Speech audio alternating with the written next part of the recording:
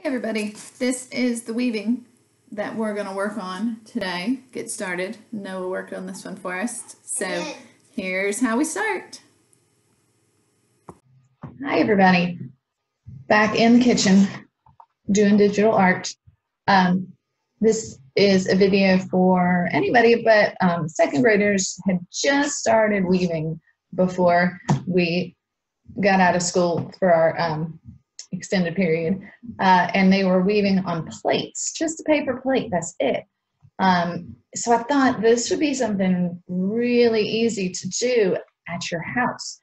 All you need is a plate and some string, some yarn. This is how the yarn looks at my house without the yarn dispenser to keep it nice and neat.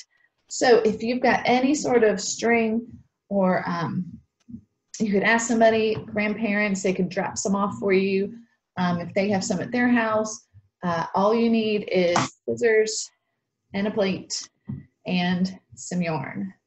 So, one of these was my string for my work strings. Which one? Not that one.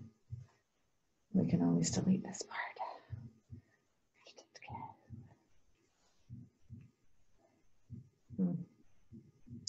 Well, okay. To get started, we need to create our weaving loom. And that's what our plate is going to be. A loom is just a helper for weavers to follow some kind of over-under pattern. So a loom is something that holds a bunch of strings still. They don't move. So we can go an over and under pattern with those. Those strings are called the warp strings. So to get our plate ready, we have to mark and cut 19-ish little slots along the edge for our string to be held down with. So at school, I had everybody one of these templates, which has exactly 19 little cuts going around the edges. Since you don't have that one at home, we're going to do something called winging it. So we just have to make sure we're going to try to space out our cuts pretty evenly. If it's not perfectly even, it is okay. And if you don't have 19 cuts, if you have 17, it's fine. If you have 21, it's fine. We just need an odd number of cuts. So to help us do that, let's see, down a little bit like this. I'm going to, hold on, help me keep it steady. I'm going to make one line at the top of my plate, but two lines at the bottom of my plate. So instead of just one, I'm going to maybe use my knuckle as my ruler and measure two, 1, 2 at the bottom. All right, close up. So we have one at the top and two at the bottom. And the bottom is about a knuckle, which is, my knuckles are big, it's probably 1.5 inches, but with your knuckle, it could be a little smaller. So that's okay. All right. And then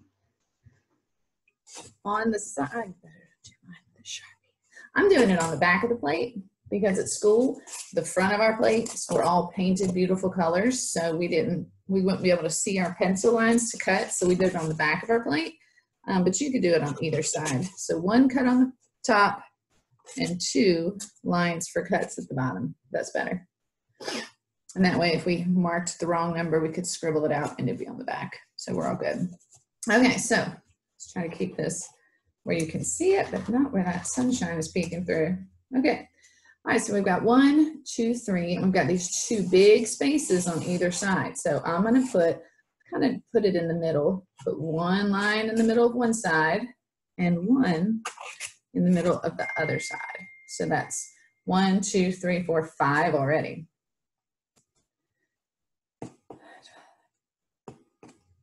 All right, so then we'll try to divide this space for the line there in half.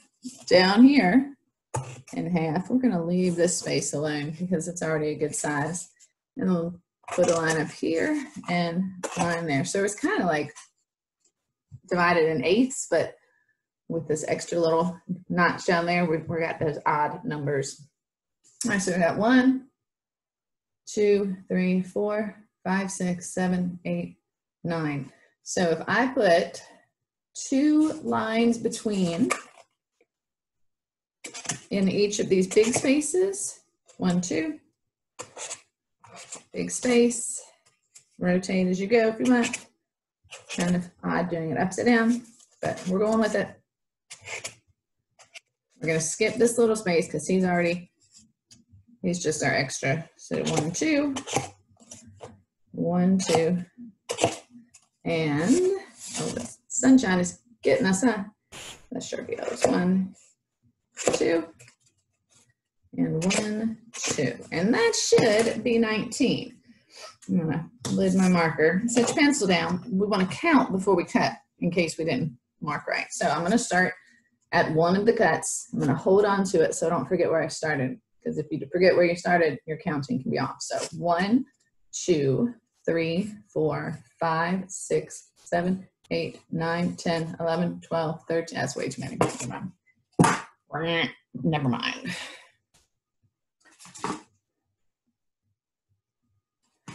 Let's see. Just pause for a second. Okay, so we're going to mark our plate before we cut it because we want to have 19-ish little slots for our warp strings, our yarn. So I'm going to start with 1 line at the top of my plate and 2 at the bottom of my plate. That's going to help us keep that odd number. And if you were with us in class in 2nd grade, this whole plate we had painted with beautiful colors for our background. Skipping that for now. If you want to go back and paint your plate and then watch the video again and restring it, totally do it. But the white background is totally fine too. So, all right, so we have 1 line at the top, 2 at the bottom. Now we need 8 lines in each of these spaces on the sides. So they don't have to be exactly even out perfectly, but we're going to try to space them out as best we can. So 1, 2, 3, 4, 5, not too close together. 5, 6, 7, 8. 1, 2, 3, 4, 5, 6, 7, 8. Stand up, kind of big space down there. And 1, 2, 3, 4, 5, 6, 7. I'm going to squeeze one over here to make that. So I should have 19 lines. Kind of get a parent to help you with this. That way they can help you space it out. You've got to count before you cut. In case you did not mark it correctly, you can go back and fix it. So let's count together. I'm going to put my finger on number 1 so I don't forget where number 1 is. And count 1, 2, 3, 4, 5, 6, 7, 8, 9, 10, 11, 12, 13, 14, 15, 16, 17, 18, 19. Got it. So that's that 1 mark, then 2 at the bottom, and then 8 on each side will get you 19. If you got it and you're good, then you're going to use your scissors to just make a little snip. Not a huge one, just a little one at each one of your marks. So I'm going to snip mine and fast forward, and then we'll talk about the pattern for strings.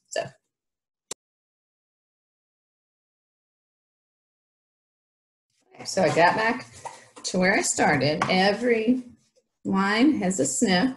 Double checks. That can get you if you're trying to string that warp string and you accidentally didn't cut one of your lines, your marks.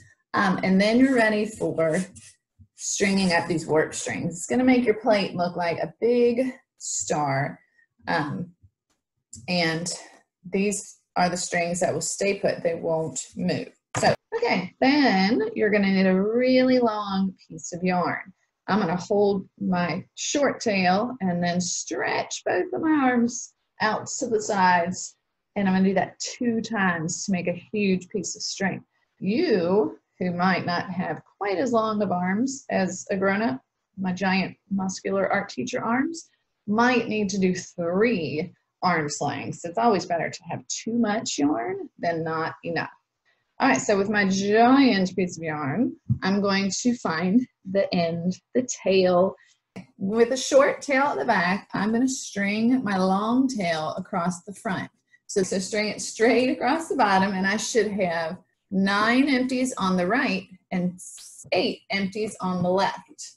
So On the right, I should have 1, 2, 3, 4, 5, 6, 7, 8, 9. Good. And on the left, I should have 1, 2, 3, 4, 5, 6, 7, 8. Perfect. So we're going to go to my neighbor's house on the right side, the right neighbor. So I'm going to take my long tail and pull it over here so it comes out of my neighbor's slot. On the back, looks like that. On the front, it looks like that. So that's my neighbor on the right. So I'm going to go to my neighbor's house and get kicked out. So I'm back on the front, and then I'm going to make the world's tiniest X. And that's the pattern we're going to repeat. So I'm going to take my long tail, go to my neighbor's house, get kicked out. It's the closest cut to me is my neighbor's house, and then make the world's tiniest X. Is this the world's tiniest X? No. Is this the world's tiniest X? No. Is this the world's tiniest X? No. Is this the world's tiniest X? Yes. And then keep going my pattern. Go to my neighbor's house. Is this my neighbor's house? Is this my neighbor's house? Is this my neighbor's house? That's my own house. You can't get that there. So I'm going to get kicked out of my neighbor's and make the world's tiniest X. And just keep going to your neighbor's house. Get kicked out, world's tiniest X. Go to your neighbor's. Get kicked out, world's tiniest X. Go to your neighbor's. Get kicked out, world's tiniest X. Go to your neighbor's. Get kicked out, world's tiniest X. Go to your neighbor. Get kicked out. World's, so this is kind of a tricky one. World's tiniest X, this one or this one? I don't really think it matters. World's tiniest X, and go to your neighbors, get kicked out. And when you have nowhere else to go and your long tail is kicked out with nowhere to go, you're done stringing up your loom and you're ready to start weaving. So we'll do a weaving video next. We'll just have this be the creating your loom video. So if you need to redo, take everything out, rewind the video, go back to the part you need to catch up on. And when you have your loom set and ready to go, your loom looks something like my loom, then go on to the next video and we'll talk about how to weave.